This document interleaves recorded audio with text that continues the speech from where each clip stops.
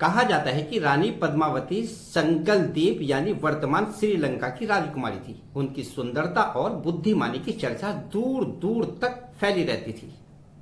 उस समय रतन सिंह मेवाड़ के राजा थे। लोक कथाओं के अनुसार रतन सिंह ने पद्मावती के बारे में सुना और उनसे विवाह करने के लिए संकलद्वीप पहुंचा। कई कठिन परीक्षाओं के बाद दोनों का विवाह हुआ और रानी पद्मावती चित्तौड़ आ गई। हेलो साथियों, आप देख रहे हैं धमाल 420 और आज हम बात करेंगे भारत के इतिहास के लोक कथाओं की सबसे चर्चित रानियों में से एक रानी पद्मावती की। आखिर कौन थी रानी पद्मावती? क्या उनकी कहानी सच है या लोक कथा? और क्यों आज भी उनका नाम साहस, सम्मान और बलिदान का प्रतीक माना जाता है? आइए जानते हैं पूरी कहानी। साथियों, अलाउद्दीन खिलजी दिल्ली सल्तनत का शक्तिशाली शासक था। कहा जाता है कि उसने रानी पद्मावती की सुंदरता के बारे में सुना और उन्हें देखने की इच्छा जताई। किंवदंतियों के अनुसार रानी को सीधे देखने की अनुमति नहीं थी, इसलिए उन्हें केवल दर्पण में ही दिखाया गया। लेकिन दर्पण में एक झलक देखने के बाद खिलजी रानी को पाने के लिए और अधिक लालायित हो गया। इसके बाद अलाउद्दीन खिलजी ने विशाल सेना के साथ चित्तौड़गढ़ किला घेर लिया और कई महीनों तक युद्ध चलता रहा। मेवाड़ के वीर सैनिकों ने बहादुरी से मुकाबला किया, लेकिन दुश्मन की सेना संख्या में बहुत बड़ी थी। युद्ध के दौरान अनेक वीरों ने अपने प्राणों की आहुति दे दी। चित्तौड़गढ़ का किला चारों ओर से घिर चुका था और स्थिति लगातार कठिन होती जा रही थी।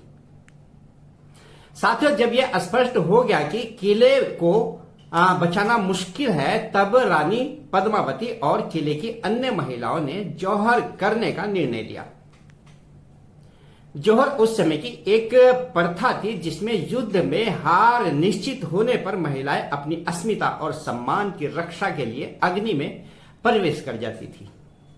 कहा जाता है कि हजारों महिलाओं ने रानी पद्मावती के नेतृत्व में जौहर किया। उसके बाद मेवाड़ के योद्धाओं ने अंतिम युद्ध लड़ा, जिसे साका युद्ध कहा जाता है। दोस्तों, यहां एक महत्वपूर्ण बात जानना जरूरी है। रानी पद्मावती की कहानी मुख्य रूप से 16वीं शताब्दी में लिखे गए प्रसिद्ध काव्य पद्मावत से मिलती है, जिसे मलिक मोहम्मद जैसी ने लिखा था। कई इतिहासकार मानते हैं कि पद्मावती की कथा लोक कथा और साहित्य का मिश्रण हो सकती है, इसलिए उनके जीवन से जुड़ी कुछ घटनाओं को लेकर इतिहासकारों में अलग अलग मत है।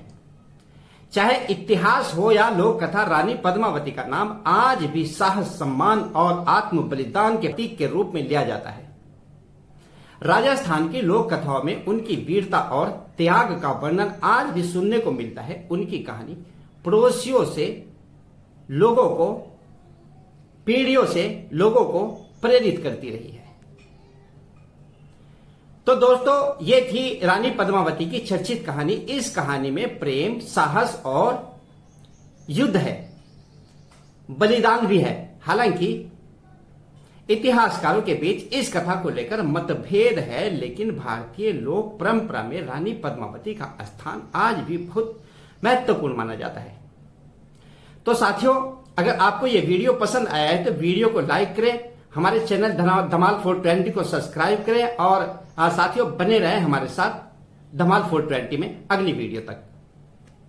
Subscribe now, press the bell icon, no missing update.